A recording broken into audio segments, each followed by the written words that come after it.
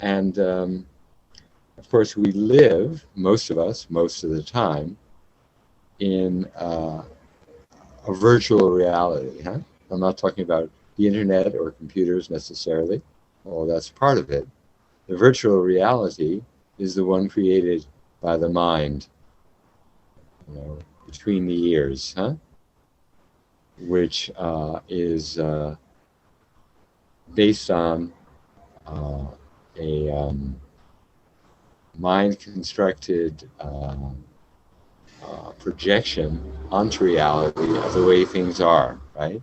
Fundamentally, our story, our narrative of who we are, of what reality is, of what it's about, of what's meaningful, of what the goal of life is, of where we're headed, of what our purpose is in life, of who we really are. We have this construct. We construct a self, we construct a world based on this self. Usually it's I'm this separate self in the center of the universe. The universe revolves around me. That universe is either or some combination of threatening, withholding, loving, giving,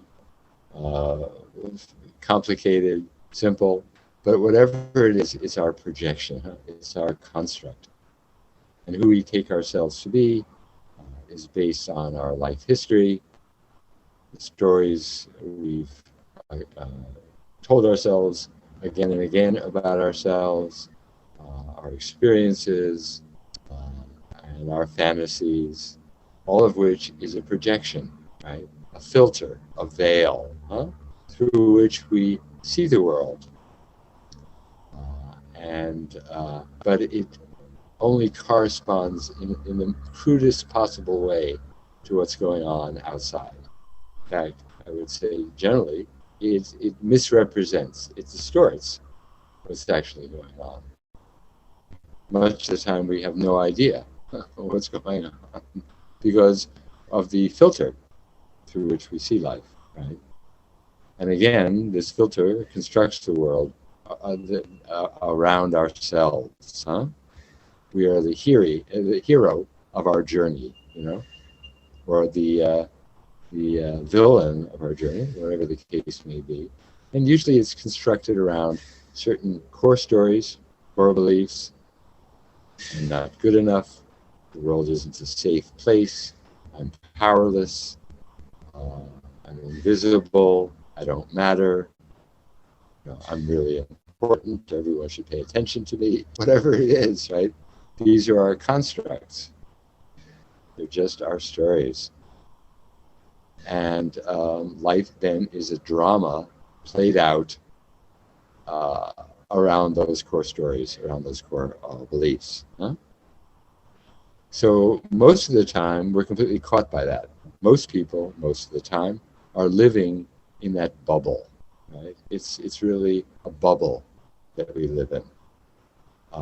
And most of us, most people, or those of us who are here are more likely to see through this, never see beyond the bubble. Right? We spend our whole lives in the bubble and live and die within the bubble. We never get to see beyond it. And then the thirst, the hunger to find out more, to go deeper, comes upon us. And we seek some kind of practice, some kind of teachings. We nowadays can find it on YouTube, we can find it online, we can find the books, find the videos, and get us to this point, huh? But those only take us so far. At a certain point, we need to do the practices, we need to engage in an active way. And again, I recommend patience with this process. Because of the way we are brought up, we expect instant results. Again, we're not trying to go someplace, and this is where the direct teachings are so different from the progressive. We're not trying to go someplace that we're not already.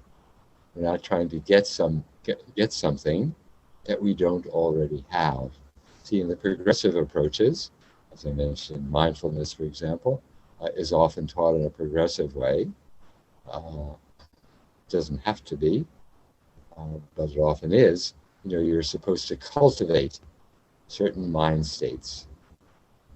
You're supposed to have certain experiences, develop and cultivate certain qualities of mind, and all of which you don't already have. The understanding is you need to cultivate them and acquire them, huh? Unfortunately, that emphasizes ongoing effort, and it reifies the sense of a separate self who needs to keep doing that, right? So it all becomes incumbent on the separate self to keep up the effort, keep up the process, right, ongoingly, to get somewhere that we're not, and to have something that we don't already have. So the direct approach, which uses pointers and some practices, but again, the practices are primarily intended to point us back to our natural state of awake awareness, which is always already available to us. And often we explore this through inquiry and through pointers, which are pointing directly. Who is looking out through these eyes right now? Who is experiencing life? What is experiencing life through these senses? To whom is this experience occurring? Right? These are the inquiry questions. Huh? We use the words I, we use our name, I and me, we use our name, as if we know to whom they're referring, but do we really? Is there a person inside the head, little man or woman, living up there in the brain? And if not, to whom is it referring? To whom is the name referring, the word I referring? That's the fundamental question, that we ask in this approach.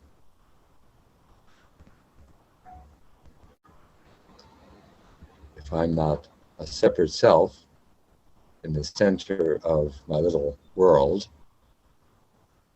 usually alone, isolated, afraid, then who am I really? If the purpose of life is not to maximize my pleasure and minimize my pain, maximize my gain and minimize my loss, then what is the purpose? Opens up a whole new realm of possibility, a whole new realm of inquiry, right? So again, the title of this segment is called The Gateless Gate. The Gateless Gate is a paradox. It's spoken about in the Zen tradition, also called the Gateless Barrier, which is the sense that the truth of who we really are is somewhere over there on the other side of a gate, yeah? And we can't somehow get to it. We've read all the books, we've been meditating for a while, and yet it's hidden from beyond our grasp, hidden from view. We can't get over the barrier, can't get through the gate. Yeah? And even though we're told again and again that it is your natural state, it's your birthright, it's always already available to you, you don't know how to do that, right? So it can seem 1,000 miles away, even though we're told again and again that it's right here. There's no place to go, nothing to do, just wake up to who you are already. And then the paradox is that once you get to the other side, you realize that there never was a gate, there never was a barrier, and yet, as I say in the description, and yet, it always seemed like there was, and in fact, for our purposes, there is a barrier until we're on the other side of the barrier, and then we can say with confidence that there never was, right? So you can't pretend to see it for yourself, no matter how many books you read, no matter how many satsangs and webinars you attend and retreats. There has to be some kind of shift in the locus of identity, some kind of awakening to the truth of our being. Again, not going anywhere else, but waking up to what's always already here. And that's what all these teachings, all these pointers, all these meditations are intended to do.